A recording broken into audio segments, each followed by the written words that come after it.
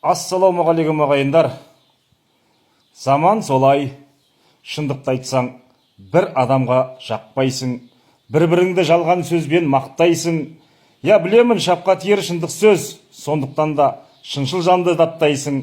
Шындық сөзбен сотталасың, өлесің, дертке дауа жанға шипа таппайсың. Мас боласың, масаттанып жыр жазып, заман күлкі, жырмен де шаппайсың. Тірісінде қадірі жоқ жақсы адам, тек қана оны өлген кезде мақтайсың.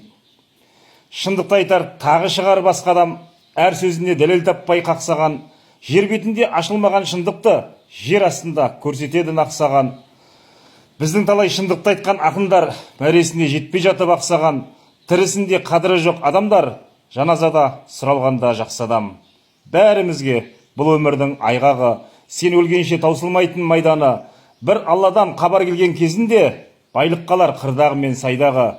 Жоқ адамға қамқоршы бол, көмектес, сондықтан да ойлай бермей пайданы. Бұл өмірдің сынағына сынбаған, Алла алдында қос алақан жайғаны. Пай-пай өмір-ай, таусылмайтын майданы.